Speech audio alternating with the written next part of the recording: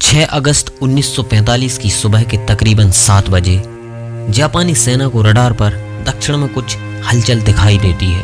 पहले तो रडार पर काम कर रहे सैनिकों को कुछ समझ नहीं आता, लेकिन थोड़ी देर बाद वो समझ जाते हैं कि एक अमेरिकी लड़ाकू विमान हिरोशिमा की तरफ बढ़ रहा है। जापानी सेना सभी रेडियो कार्यक्रमों को बंद करवा देती है और चारों तरफ खतरे के सायरन बजाना शुरू कर देती है।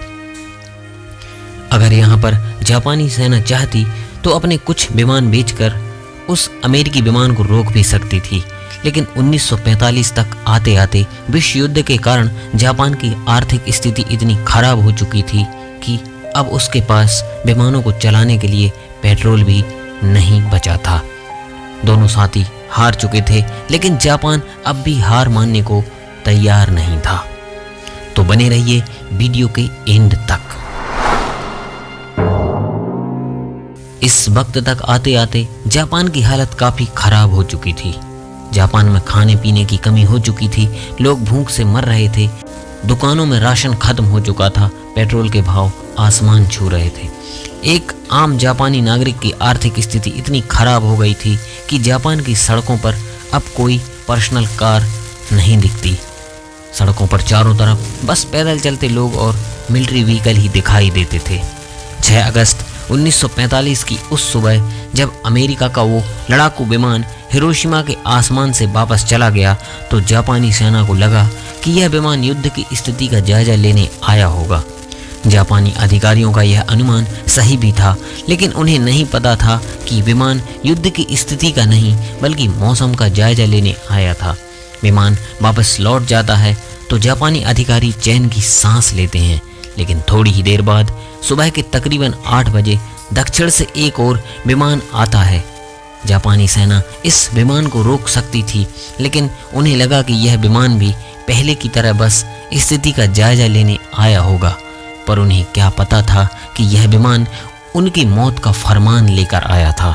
जापान की तरफ बढ़ रहा यह विमान एनोला गे नाम का एक बमशक विमान था। सुबह के ठीक 8 बजे इस विमान से लिटिल बॉय नाम का एक 4 टन वजनी न्यूक्लियर बम नाक के बल धरती पर गिरना शुरू होता है।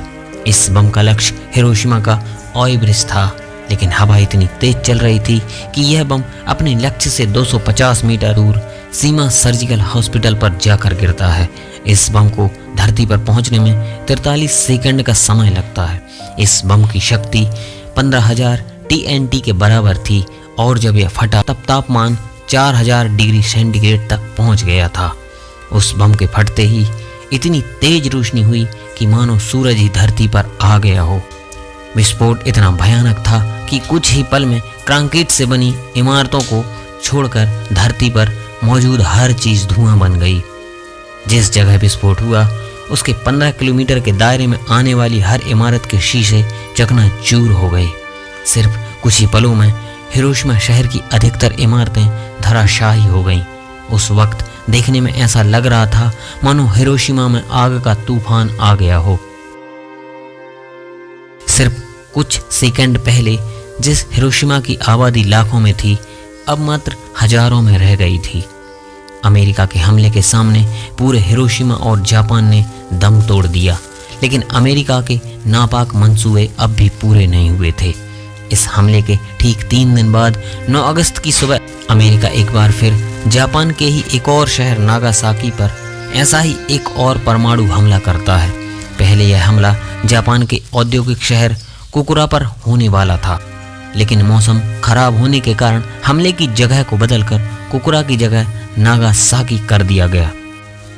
घड़ी में जब सुबह के ठीक 11 बज रहे थे तब अमेरिकी लड़ाकू विमान B-29 अपनी वैली से फैटन को रिलीज करता है। 4500 किलो वजन वाला यह बम हिरोशिमा पर गिराए गए लिटिल बॉय के बराबर ही ताकतवर था। 52 सेकंड तक हवा में गिरते रहने के बाद जमीन से 500 मीटर की ऊंचाई पर यह बम फटता है। शहर से बाहर काम करने वाले कुछ मजदूर बताते हैं कि जब बम फटा तो पहले तो उन्हें कुछ समझ नहीं आया, लेकिन बाद में उन्होंने देखा कि चारों तरफ लाशें ही लाशें थीं। उनमें से कुछ बताते हैं कि पहले हमने कभी परमाणु बम के बारे में नहीं सुना था, इसलिए हमें कुछ समझ नहीं आ रहा था। जो लोग जिंदा बच गए उनके शरीर की चमड़ी गल रही थी। लोग मदद के लिए चीख रहे थे, चिल्ला रहे थे। जिस जगह विस्फोट हुआ उसके 1 किलोमीटर के दायरे में हर चीज या तो धुआं बन गई या राख बन गई। लगभग 74,000 लोग इस हमले में मारे गए और इतनी ही संख्या में लोग घायल भी हुए।